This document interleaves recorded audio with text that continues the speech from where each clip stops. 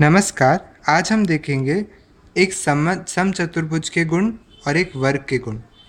समचतुर्भुज अथवा रोम्बस वह है जिसमें दो लगातार भुजाएं एक समान होती है।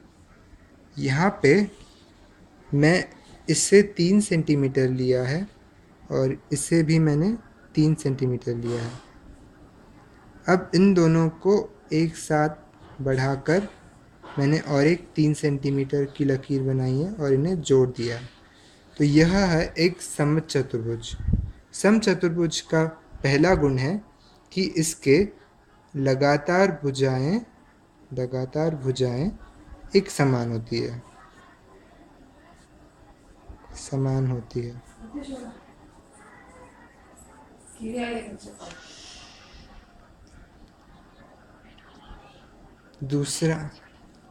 दूसरा गुण है कि इसके जो विकर्ण होते हैं, विकर्ण अर्थात इसके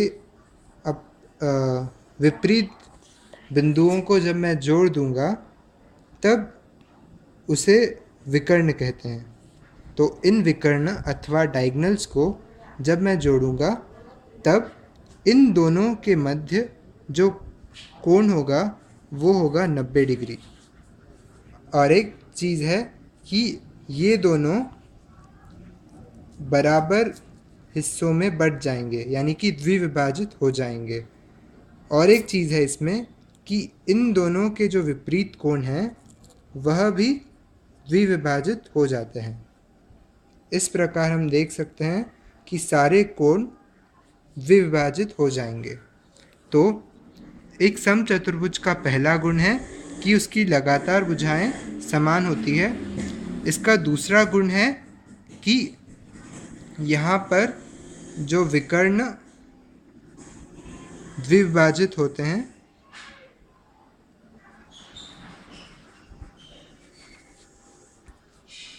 और तीसरा गुण है कि इन दोनों के बीच का कोण 90 डिग्री होता है इन विकर्णों के बीच। अब हम देखते हैं एक वर्ग।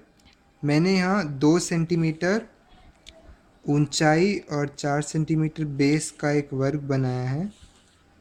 अब इस वर्ग के गुण यह है कि पहला तो है कि इसकी दोनों विपरीत भुजाएं समान होती है।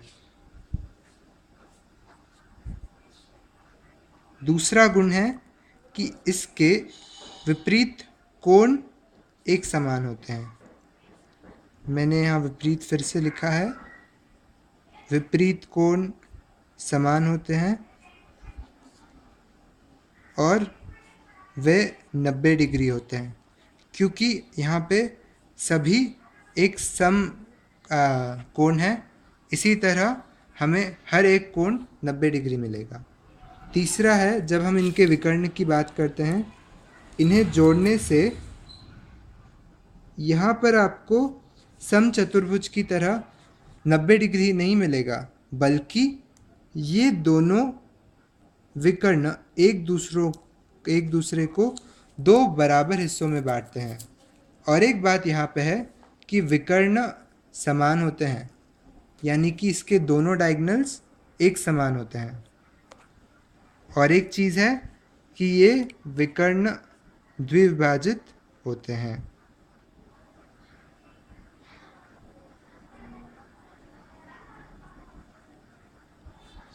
इस तरह हम देख सकते हैं कि इसके विकर्ण द्विविभाजित हो गए हैं। इस तरह हम देखते हैं समचतुर्भुज और एक वर्ग के गुण। समचतुर्भुज